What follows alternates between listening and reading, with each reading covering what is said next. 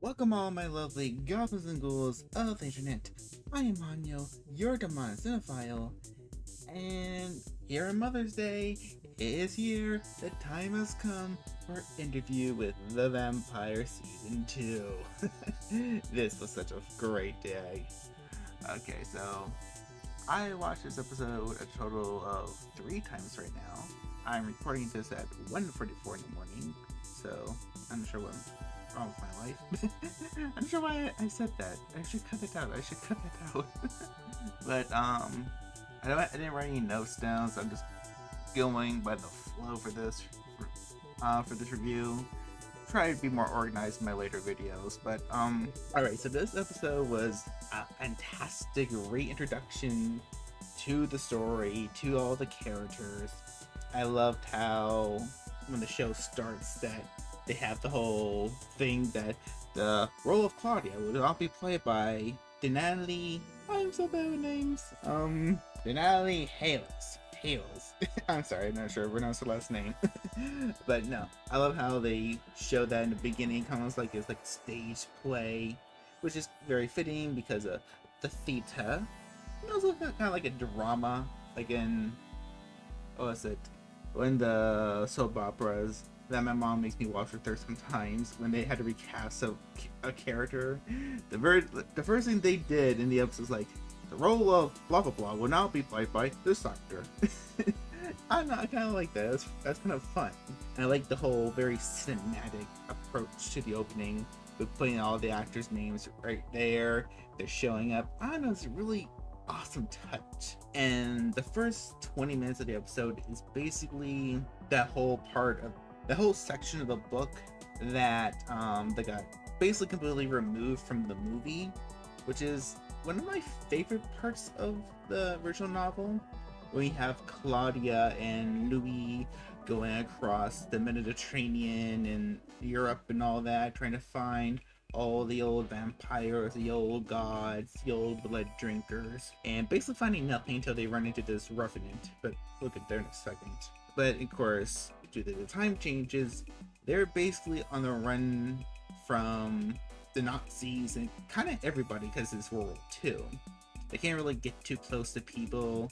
You can't really show what they are. And this was really fun. I love Claudia because they made her a little bit more smarter. Well, now it's kind of wrong. Claudia in the original novel was very intelligent, but because of her being 5 physically, she couldn't really do that much without setting off alarm bells of the demon child.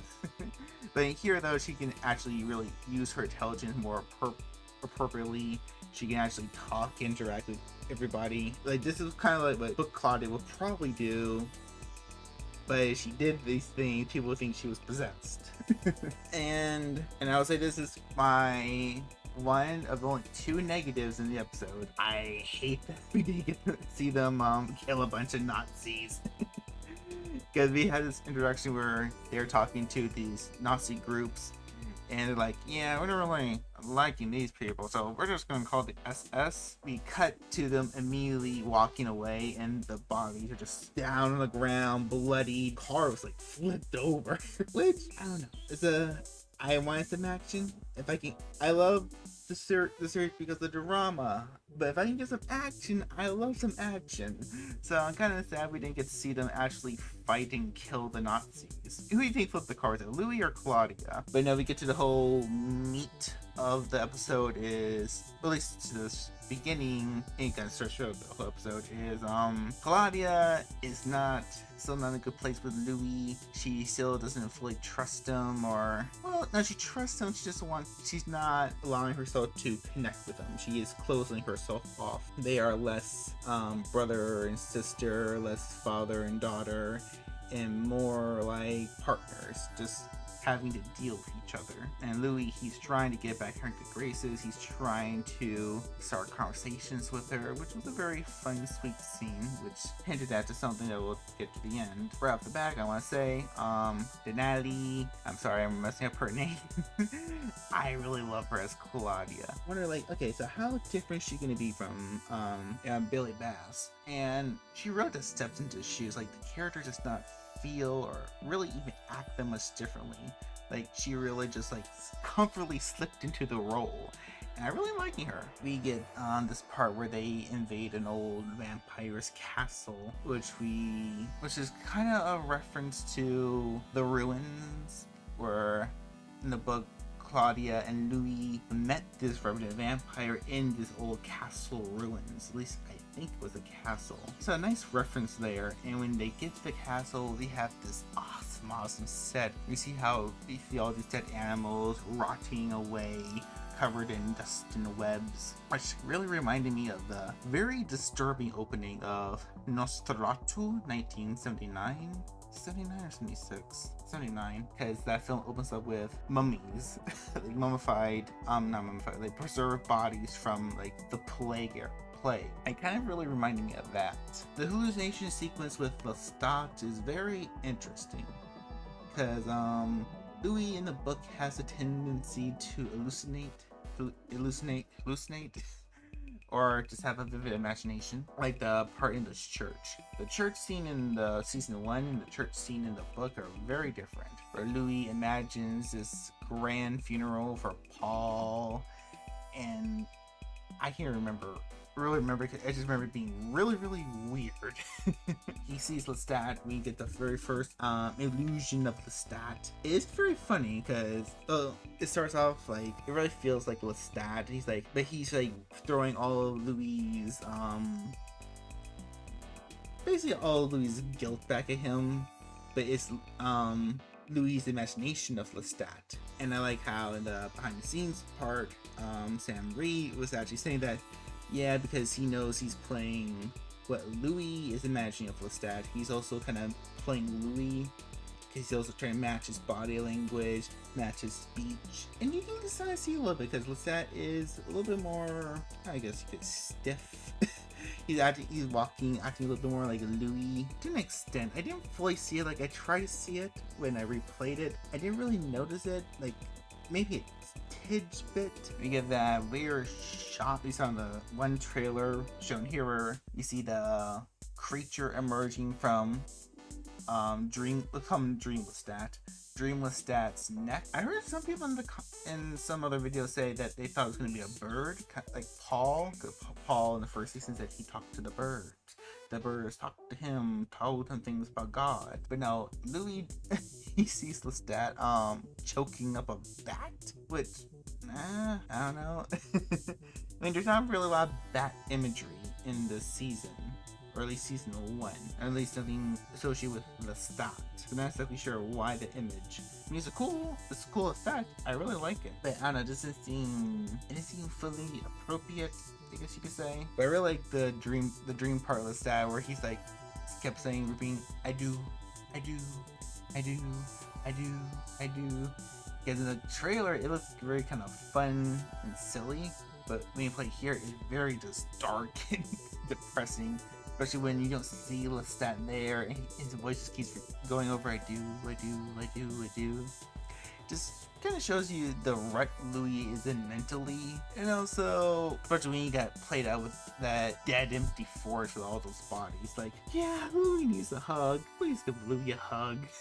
But also kind of like the little foreshadowing, because when he's speaking to a dream Lestat, he's like, you're dead.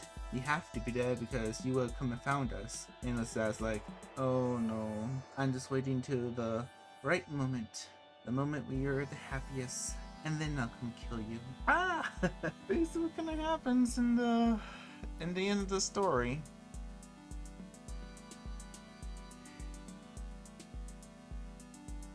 Like, Louis and Claudia make their way to Romania. I can't remember if this was Romania in the book or not. Let me see, check it out real quick.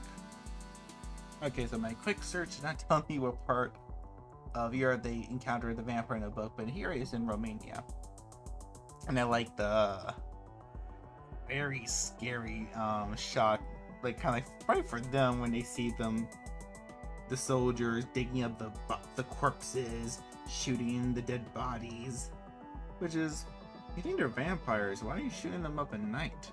You think you want to do that during the daytime where they actually can't hurt you. But I love This is where I really liked Claudia, where her talking to Louis and how excited she's like, we're in Romania.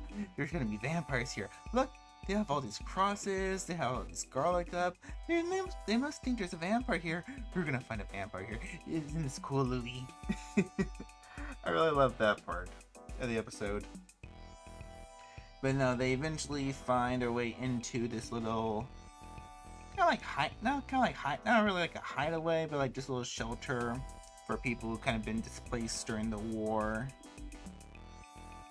And Louis, just kind of like in the book, he meets a Englishman there, but in the book, the Englishman was on holiday, I believe, with his fiance. And here, he is a journalist, and he's having a relationship with the woman who runs the shelter. And we got the very big moment where Louis starts to remember something's wrong.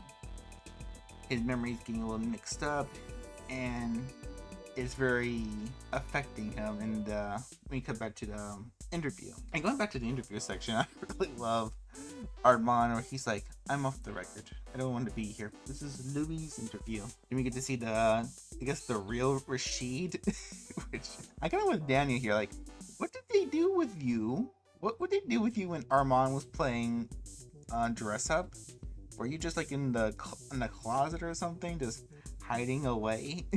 Did you get a vacation? Do they get vacations in their house? I'm not sure.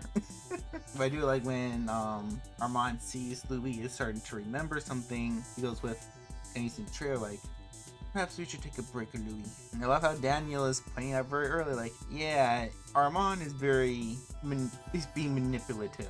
Like, he's picking it up right away. Like, yeah, people who I had trouble with interviewing before, they always put on costumes, or they try to deject with humor. So he is pretty on the nose right now that Armand is hiding something. But to what extent, like, what are the major differences in this story? Because I'll bring it back up here. I did in one other video that in the novels, the vampires really have perfect memory. They can't really forget things, or their memories don't really get jangled up like that. So for Louis' memory to be jangled up like this, is something just happens to vampires in this alternate reality of the books? Or is all the missing memories just Armand's doing? I don't know. Because I'm trying to think, because I'm working on the idea that Armand is the big bad of the season for the moment, and I don't really see the reason why he would change this memory if he is really changing Louis' memories. I guess we'll have to wait for down the line to see if what exactly are causing these gaps in his brain. Claudia kind of gets forced to play with all the other little children in the shelter.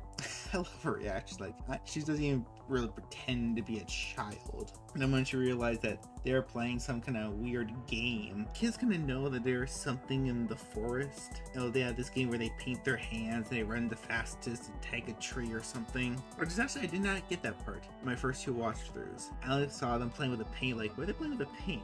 Then when on my 3rd watch, she was like, oh, it's a game. I get it now. Glad I watched this multiple times. But yeah, she shoves the kids away, goes looking in the forest. Then she meets the Revenant. The Revenant is a lot more zombie-ish than it was in the book, I think. Because in the book, most of the time when vampires stained from blood or don't really drink a lot of blood, they basically turn to what Lestat did in the movie, and Claudia slit his throat, just skin and veins straight over bones. This Reverend, he was like actually kind of like rotting. He looked like a true corpse that just got brought back to life. And I like the various ways Claudia tries to interact with him. Playful at first, speaking to him at first, going into his mind, which actually gets his attention. And I like how she tries to show, like, hey, look, I'm like you. Look, I can feed too. But she's like, she kind of knows, like, yeah, he's not right. So she bites to kind of like show him kind of like a new way to do it, or a proper way to do it. Well, he's just gorging on the soldier. But no, the Reverend Vampire doesn't recognize Claudia, doesn't see her as a member of its species. We're not exactly sure how much it can really think on itself, but backhands her into a rock and just drags in her soldier away. When she tells Louis about it, he is very dismissive, saying that it could have been any other creature, it could have been a baboon. Louis, you know how strong you are. Why do you think a baboon dislocated her arm? And again, actually, that is one of Louis' things in the book. He doesn't really actually know his own strength because he's so scared and ashamed of his powers and what he is. Yeah, so probably he would probably think a baboon could hurt Claudia. But I do really like the scene. Well, yes and no, because I love how she says one of the reasons why she's still so pissed at him is because he still has Lestat in his heart. He keeps carrying Lestat with them whenever they go.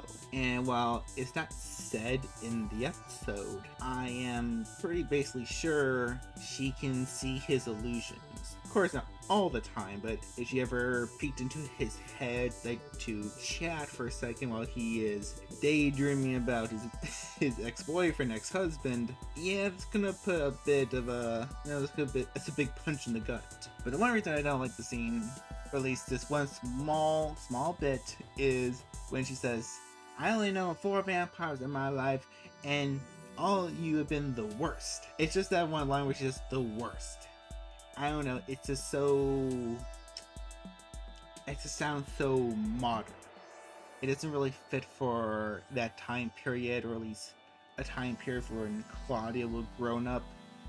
I don't know, it just feels like a weird bit of modern dialogue that doesn't really fit into the scene. But this is where we probably get the first truly great scene in the I'll say movie, but in the episode. I mean, everything's been good so far, but Louis wakes up during the night.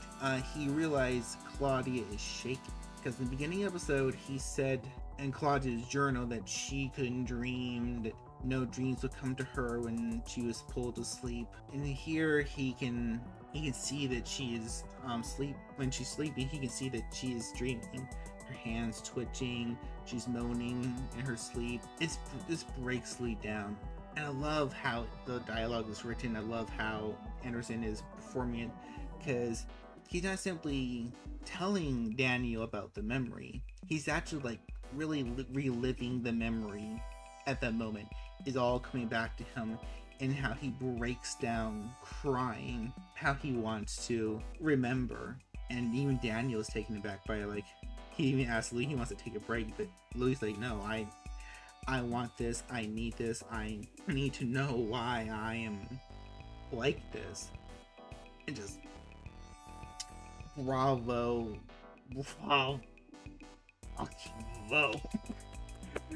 That was amazing. The death of the shelter lady was very shocking, because like I said in the novel, the Englishman's wife was already killed by the vampire, and he had to basically kind of stop them from desecrating her body, because we all know that's how vampires are turned in this series. And that's one of the reasons why Louis and Claudia go out to stop and kill the Reverend.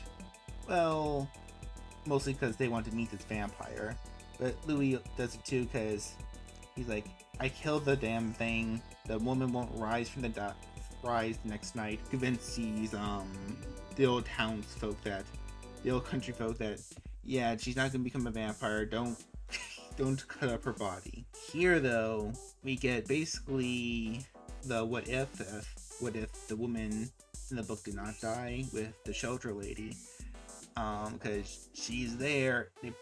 You see her body on the table, and she's bit, and the Englishman, who was kind of an a-hole earlier in the episode, but you can see really how much he loved her, because he is begging them to don't kill her, don't mutilate her, don't do this, don't do that. She was just attacked by wolves. She's your caretaker. She was getting food for you people. Why are you doing this? Don't do this to her. Stop her. Louis, Robert, wherever the hell your name is, please help me, help me, help me. That actor, he nearly stole the whole episode just from that performance, because the dread on his face, the desperation in his voice was just amazing, bravo, spectacular. It was heart wrenching. And when Louis goes away and turns away too, because he really can't really do anything in this point. I mean, he could use his strength to throw everybody about. He could use his speed to zoom her away, but would that help in the situation? Would that just make things worse? I mean, this version, the story with Stat could really help. He could just kind of glamour or cloud everybody's minds, like, just look the other way while we just take her body. Oh boy, nothing happened, you're all safe. But here, there's nothing Louis can do. Claudia won't help because it's just human affairs. The re-meeting of the Reverend is once again a very awesome scene. I love how they lured that one soldier out, crippled him, cut his leg open, like his bone is sticking out. And like Louis' reaction, like, man, vampire, that's catfish, fangs. Yes, Louis, the rotting corpse is like a catfish. But I love right before the elder vampire woman attacks Derani, her name was. You can kind of hear her in the background. A lot of great music in this episode. Like the first season had good music as well, but you got a lot of new scores here. I love that one score when we first meet the Reverend. It's like this, I don't know music, but it's like this violin, and it's very off, very unsettling. It's like it felt something was wrong and twisted, which was perfect for the scene. But here I love how we can hear the vampire woman yelling in the background way before she just pounces on Louis. And the little fight scene between them and the Reverend was also just really great. I love the bloodiness of when she rips out the eyes. And when Desrani sees this, and she starts comforting the Reverend isn't a full zombie. He still has some cognitive to him. He still recognizes her to at least. And when she bashes his brain in, like, wait, why did you do that? Why did you do that? Like, he can't hunt. You crippled my boy. You crippled my baby. He can't hunt. What else is good for him?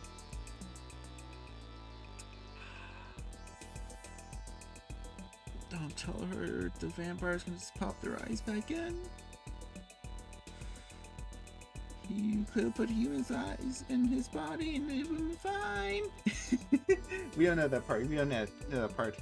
Maharet is not in the story yet. But now they follow her back to her little castle, which I think it was a castle. And you see her trying to turn the soldier she's brought with. And I love how her blood is steadily dripping down, and it's really eerie and cool and creepy and gothic. I love the look of this whole scene, the whole gothic look to it, how dim and dirty it is, how the candles are flickering all over the place, the look, how it's lit. Perfect neon scent. But we get to this idea that Louis stated in the early episode, that the blood is bad, that they can't get warm in the they can't get warm at night, they can't do this, like they feel depressed, that there's something bad with the blood. He says there's too much sadness, too much pain in the blood, there's too much pain in this time in the world. It's just awful for everybody, even for the vampire. It is accurate to the book. In the novels, it is said sometimes, I don't think it's all the time, but at least sometimes, when the vampire does kill somebody, when he bites them, takes in their blood, that the vampire can see some of their memories, that they do have like a psychic link at a point. Small spoilers for the Tale of the Body Thief, if you ever get to that story in the series, in this show. Unless that is drinking the blood of the one character near the end of the book, he can see a part of their life. You can see was like a hunting session that they took part in. So the idea of the show saying that the vampires are just taking in all the misery and pain of their victims and it's starting to affect them physically isn't out of question for the book. It's a neat idea, a neat concept. Kind of reminds me a bit of Dracula from Netflix and BBC, and I have mixed opinions about that show. But using here, I think it's a unique idea. It's a cool idea. It's only really explored in these two scenes, though. How was it like in season 1? I mean, of course, we know the whole thing with Lestat drinking the poisoned blood. He got sick. Claudia drinking the intoxicated blood, so she got drunk.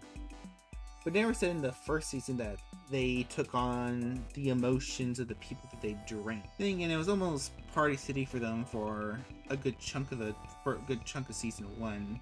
So that kind of explains maybe some of their party behavior. I mean, it's a cool concept, but it wasn't really stated in season 1, so it kind of feels kind of out of place here, if you know what I mean. But I love the whole interaction with this vampire they meet, because the moment she's like, oh, the blood's blood, I can't turn this man. I love the little subtlety of how she kills him. When her fingers caress his face, they go to his neck, and you see how she subtly slits his throat. Yeah, I love how little gory that was. Tosses by like it means nothing. The old vampire woman, how she kind of has this moment with Claudia and Louis, and how Claudia's really connecting with her. And she sees her as the vampire teacher and companion that you could never really have with Louis or even with Lestat. And the old vampire, I don't think she's a character from the book.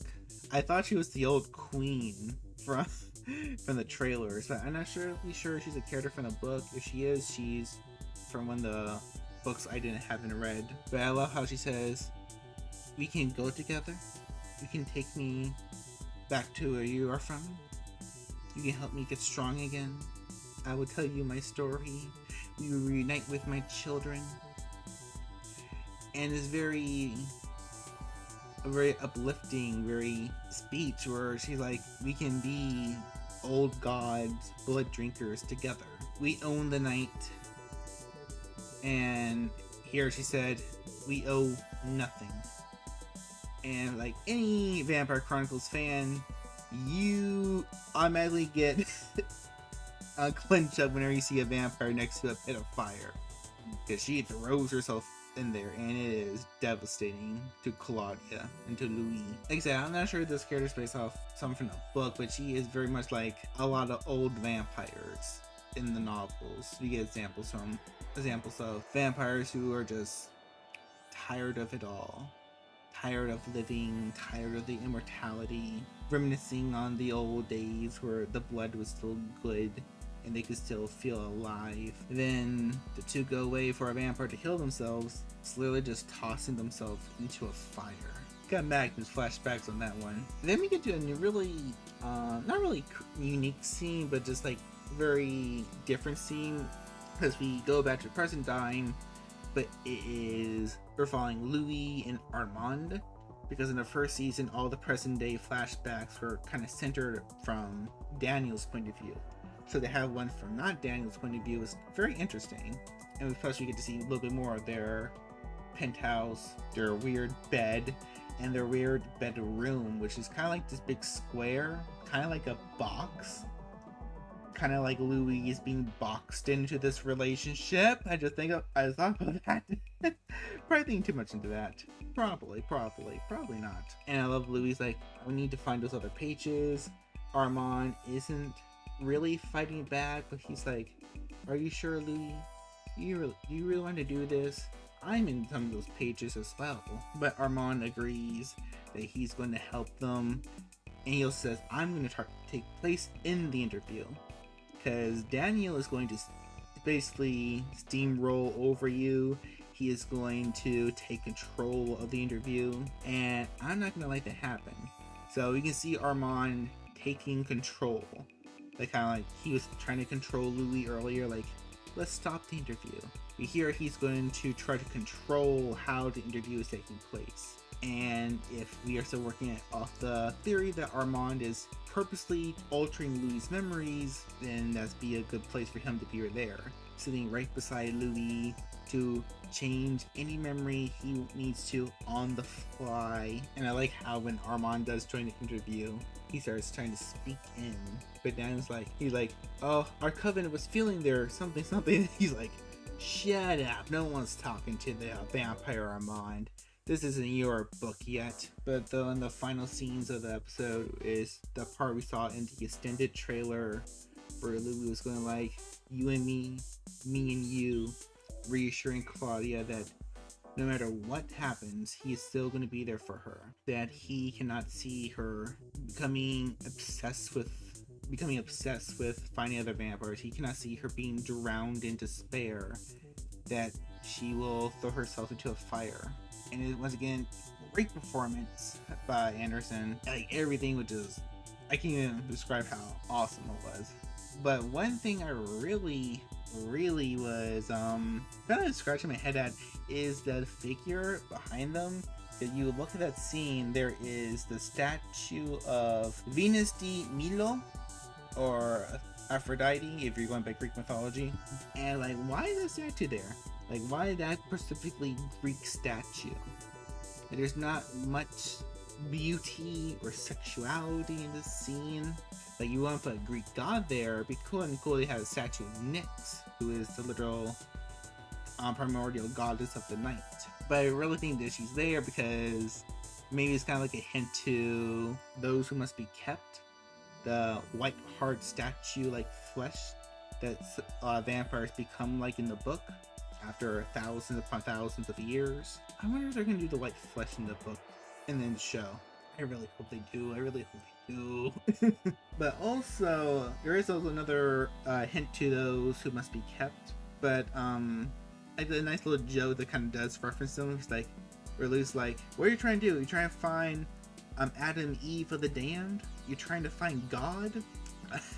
Adam, Eve of the damned, the queen of the damned, who thought she made herself a god. So yeah, look, nice little fun references to those who must be kept without actually saying them out loud. This was just a great, fantastic return to the show after such a long time. November 6, 2022, that was the episode 7 aired, or got dropped on AMC Plus. Yes, it's been a while since we last seen these characters. So this was just a great return to the series. Jacob Anderson and Sam Reed are really amazing as always. The new Claudia is just as great as the other actress. She really is stepping into those shoes and filling them perfectly. Like she does, like the character does not feel different. What I really do love here though is we get to see a lot more of Assad Zaman. Okay, I probably shouldn't have said that because I'm butchering another person's name. But see him as, I thought there was something in the house. This my eyes playing trick on me.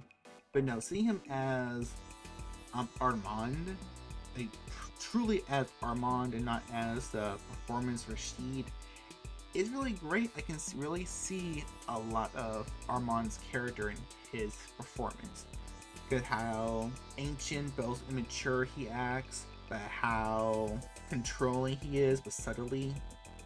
Like he really just has the devil's minion part in there already, where he's trying to box Louis in. But yeah, beautifully dramatic, painfully dreadful, and lots of amazing blood. Great first episode to start the series off. I cannot wait for next Sunday. What do you guys think about it? Do you like it? Do you hate it? Please let me know in the comments down below. And we will see each other in the next video. Catch you later. See cups. Beat 'em up. You're still here? You're actually still here at the end of the video? Oh, I'm surprised. Thank you for staying for the whole thing. If you have a few more seconds of your time, if I could, can you scroll down to that description and hit that little button that takes you over to my Twitch? I stream there almost every day. We play horror games, action games, and visual novels. So, if you don't mind, if you like what I do here, if you can stand my annoying voice here, follow me on Twitch and we can hang out some more. Alright, hope to see you over there.